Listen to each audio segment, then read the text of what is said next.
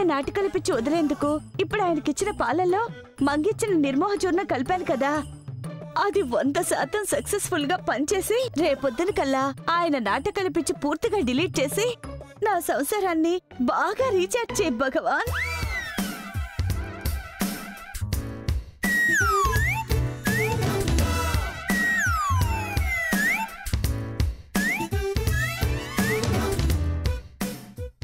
ఏమండి ఏమండి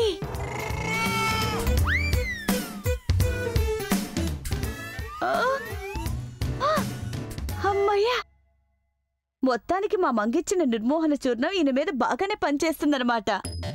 దీంతో తెల్లారేసరికల్లా ఈయన నాటకాలు పిచ్చి మొత్తం మటాష్ అయిపోవాల్సిందే. నా మోహన్ ఎంత మంచాడో, నా కోసమే తెచ్చుంటాడు. వెంటనే వీటిని లాగిన్ చేస్తే ఓ పని అయిపోతుంది.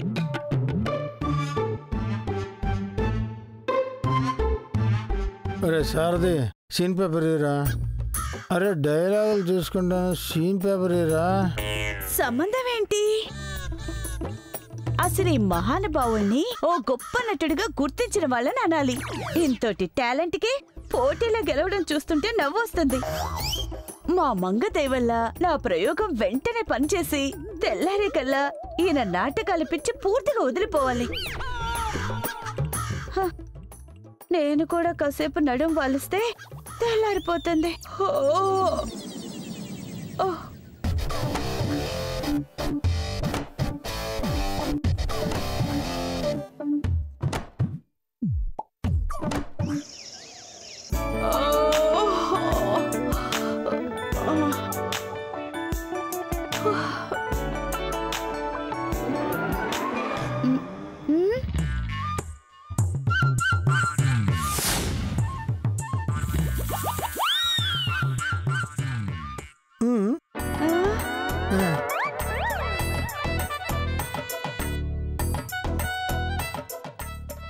అదేంటి అలా చూస్తున్నావు?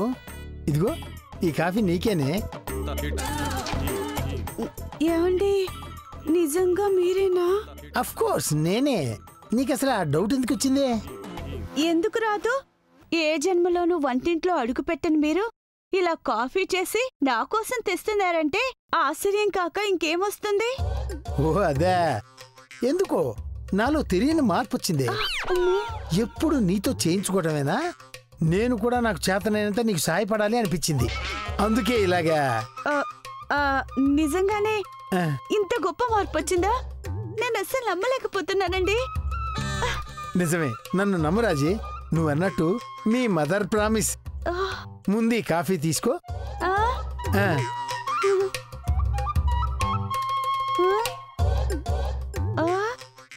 అంటే ఇదంతా నిన్న రాత్రి మంగిచ్చిన నిర్మోహన చూర్ణం ప్రభావమే అన్నమాట. థ్యాంక్ యూ మంగ, నిజంగానే చాలా గ్రేట్. ఏంటి నీలో నువ్వే ఆలోచించుకుంటూ నీలో నువ్వే నవ్వేసుకుంటున్నావు? అబ్బే అదేం లేదండి, మీలో ఇంత చక్కగా వచ్చిన గొప్ప మార్పుకి సంబరపడిపోతూ ఆ దేవుడికి థ్యాంక్స్ చెప్పుకుంటున్నాను. దేవుడంటే గుర్తుకొచ్చింది, నువ్వు చాలా కాలంగా భద్రాచలం తీసుకెళ్ళు అని అడుగుతున్నావుగా. ఎప్పుడు వెళ్దాం? నువ్వు రెడీ అంటే రేపైనా ఓకే నాకు. చెప్పు, భద్రాచలం ఎప్పుడు వెళ్దాం?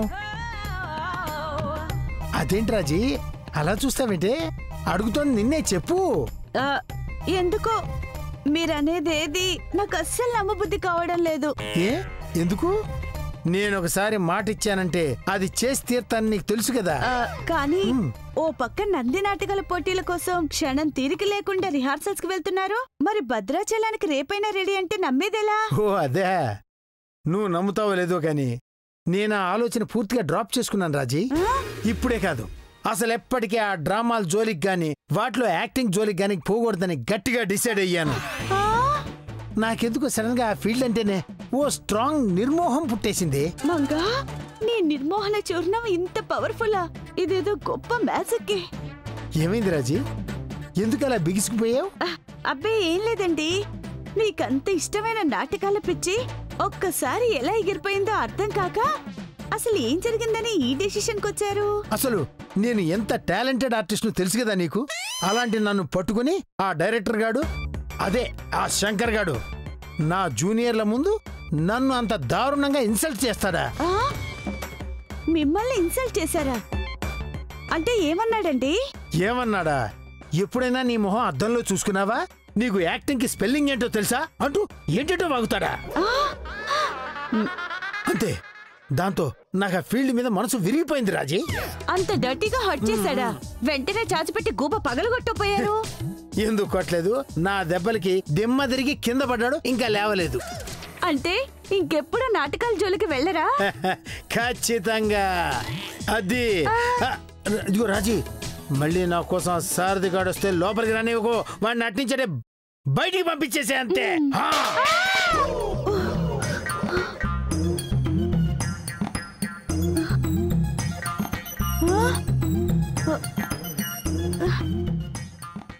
ఇంకా తెల్లవారలేదా? అయ్యో, ఇంకా చీకటిగానే ఉంది. అంటే ఇందాక నేను చూసిందంతా కళ, నిజం కాదా? అంత మోసం. దేవుడా, ఏంటి స్వామి ఇదంతా కలేనా? ఎందుకంత మోసం స్వామి? ఇది నిజం ఎప్పుడవుతుంది? నిర్మోహ చూర్ణాన్ని ఆయన చేత తెలివిగా తాగించి మర్నాడు తెల్లారేదాకా ఆ విషయాన్ని మర్చిపో. ఇక అంతే. మర్నాడు పొద్దున్నే మోహన్ గారు నిద్రలేచిన తర్వాత ఆయనలో నువ్వు ఊహించిన మార్పు వస్తుంది. అదే నా నిర్మోహ చూర్ణంలో ఉన్న పవర్. అంటే రేపొద్దున దాకా ఆగాలన్నమాట. కాసేపు పడుకుందాం.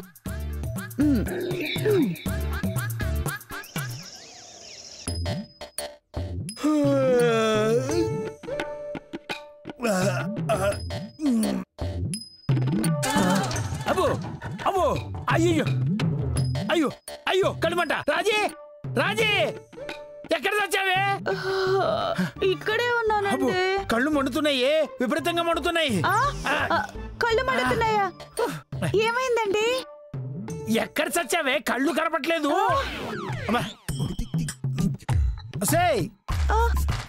ఏమైంది? ఎక్కడ చచ్చావే? కనపట్లేదు. అదేంటండి, ఉన్నట్టుండి చూపేలా పోయింది. అసలు ఏం జరిగింది భగవంతుడా? సరే రాజీ, దేవుణ్ణి నిదానంగా తలుచుకుంది కానీ ముందు నా ఫ్రెండ్ ఆ దివాకరం గారికి ఫోన్ చేయవే. డాక్టర్ దివాకర్ అంటే ఈఎన్టీ స్పెషలిస్టేగా? వాడే, తొందరగా ఫోన్ చేస్తావే. ఉండండి. అబ్బో, ఇంత మండుతున్నాయేంటి బాబు? బా, ఏమైంది నా కళ్ళకి? ఫోన్ చేసావా?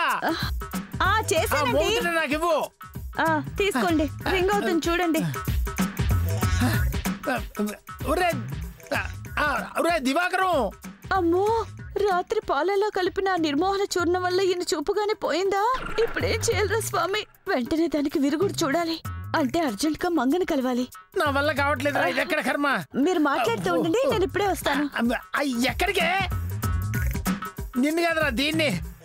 తొందరగా రారా బాబు. మంగా, మంగా, మంగా, నేను రాజీని తలుపు తీ.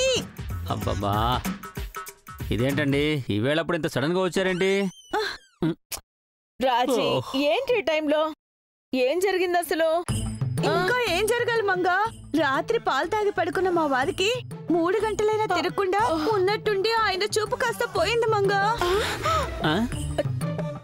చూపు పోవడం ఏంటి? ఇది నిజంగా నిజమేనా? నిజమే మంగా. కళ్ళు 2 మండుతున్నాయి అంటున్నారు, ఏం కనపడట్లేదు అంటున్నారు. నాకు భయంగా ఉంది మంగా.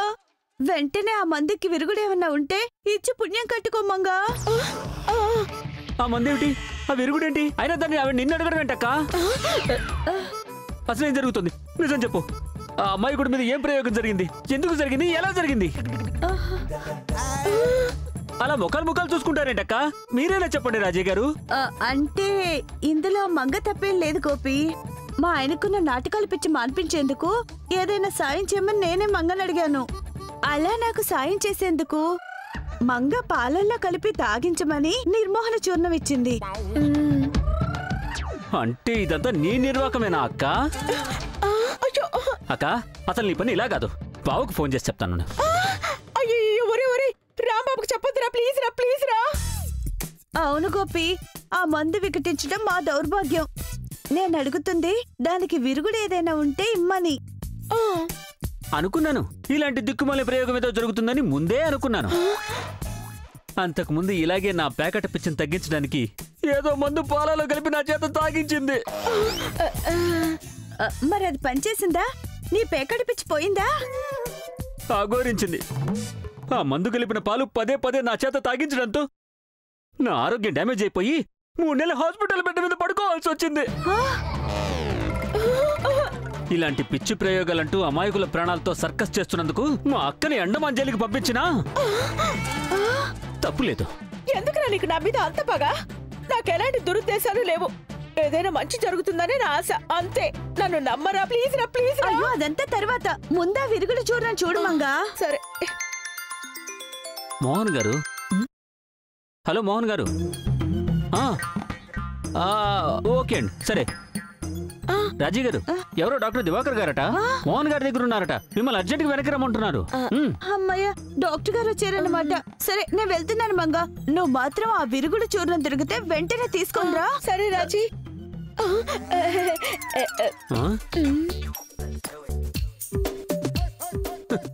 పాపం మోహన్ గారి పరిస్థితి ఏమిటో. Go back.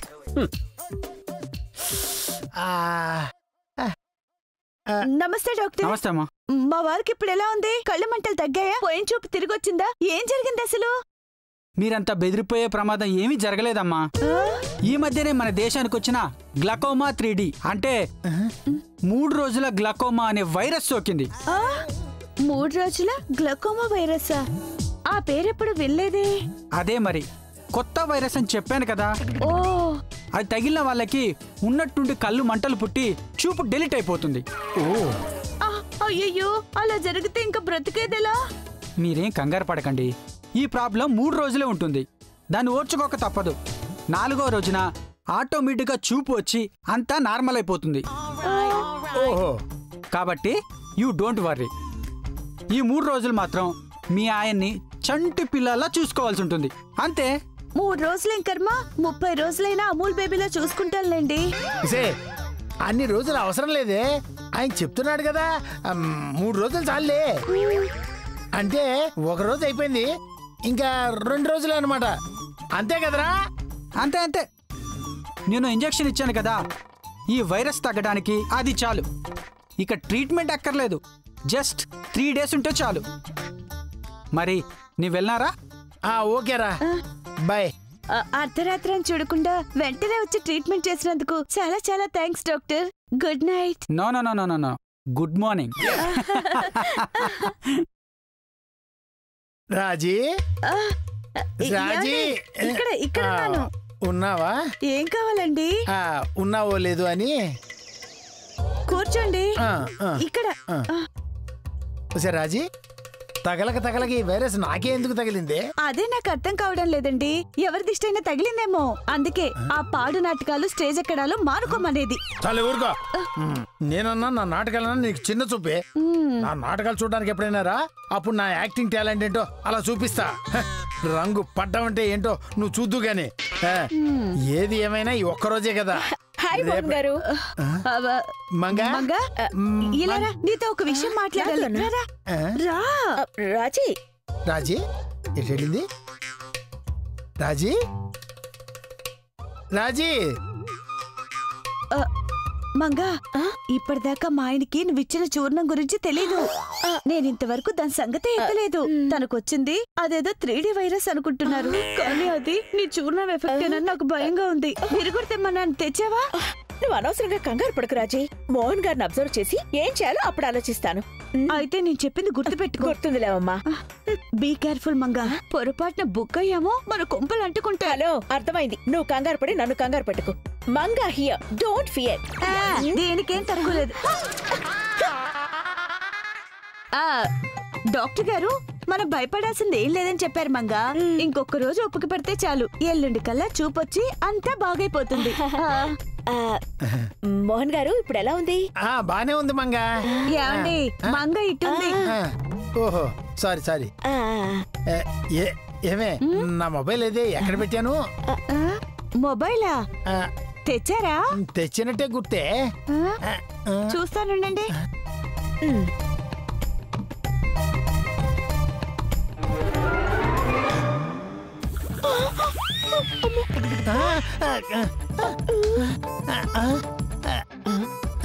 ఏది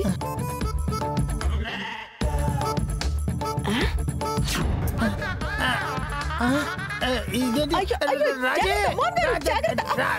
రాజే ఏంటిది మంగ గొంతులో ఉంది? నేనే. ఏమండి? రండి నడవండి. ఇటు రండి. ఎక్కడికి వెళ్ళావే? మెల్లగా మెల్లగా. ఏంటో ఈ కూర్చోండి. గుడ్డి జన్మ. రాజీ నిన్ను ఇబ్బంది పెట్టేస్తున్నానే. అలా అనకండి, నేనే మిమ్మల్ని ఇబ్బంది పెట్టాను. కదలకుండా కూర్చోండి, ఇటు ఇవ్వండి.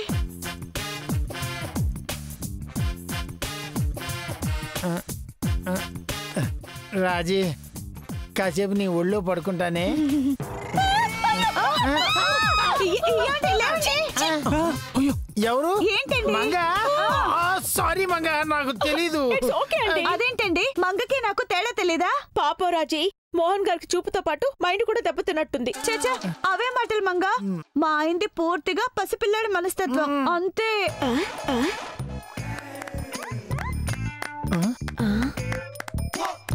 రండి డాక్టర్ గారు, రండి. చెప్పండి డాక్టర్, ఈయనకి రేపటికల్లా చూపు వస్తుంది కదా ఖచ్చితంగా? చెప్పండి. అవును డాక్టర్, ఆ విషయం మీ నోటి వెంట వినాలని నాకు ఎంత ఆతృతగా ఉందో. చెప్పండి డాక్టర్, నాకు కాస్త ధైర్యంగా ఉంటుంది. చెప్పండి డాక్టర్, చెప్పండి.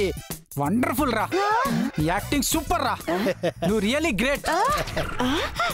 అవునరా మోహన్, నీ యాక్టింగ్ తో బ్లైండ్ మ్యాన్ రోల్ ని చించేశావు. Really fantastic. మీరు అంటుంది ఏంటి ఇప్పుడు? కంగ్రాచులేషన్స్ దేనికి?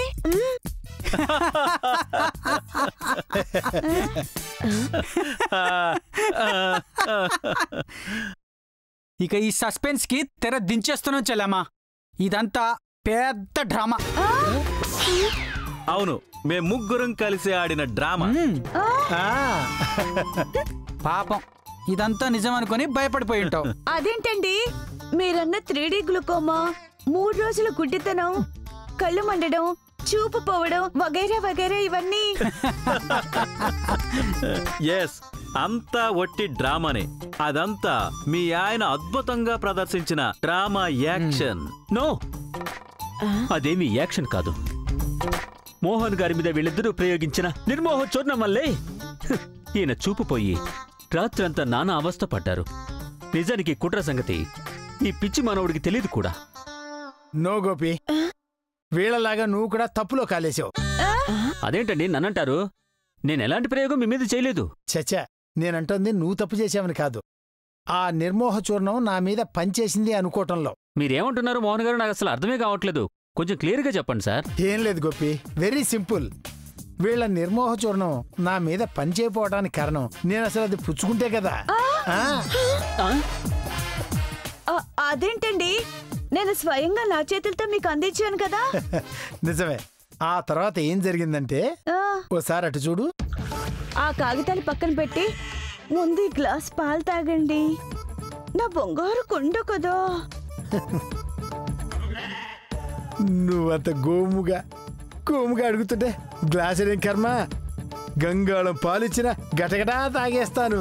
థ్యాంక్ యూ వెరీ మచ్ అండి. ఇది తీసుకోండి, మీరు తాగుతూ ఉండండి, నేను ఇప్పుడే వస్తాను. తొందరగా వచ్చి.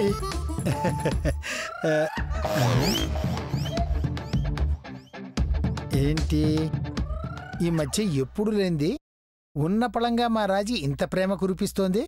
ఇదంతా నిజమేనా? నో నో, ఖచ్చితంగా దీని వెనక ఏదో స్కీమ్ ప్లాన్ చేసి ఉంటుంది. ఇందాక మా గోపి అన్నట్టు ఇలాంటివన్నీ ఆ మంగమ్మ తల్లి ప్లాన్లే. పొద్దున నేను విన్న వాళ్ళ కబుర్లు కూడా ఈ సీక్రెట్ స్కీమ్కి దారి తీసుండాలి. అసలు ఈ పాల మీద నాకు చచ్చేంత డౌట్గా ఉంది. ఇలాంటప్పుడు వెర్రి పప్పలా మా రాజీ వేసిన ఫస్ట్ నైట్ కాన్సెప్ట్కి పడిపోకుండా కూల్గా గుడ్ బై చెప్పేసి ఈ పాలని పారబోయటమే సేఫ్. చూద్దాం, ఆ తర్వాత ఏం జరిగితే అది జరగని. నేను మాత్రం బకరా కాకుండా సేఫ్ అయిపోవాలి అంతే.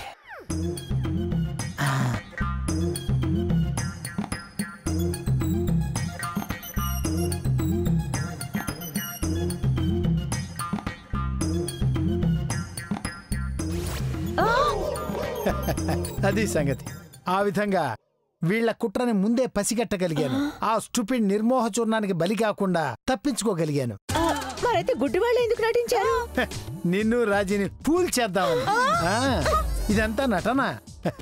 ఎస్, ఇదంతా వట్టి డ్రామా.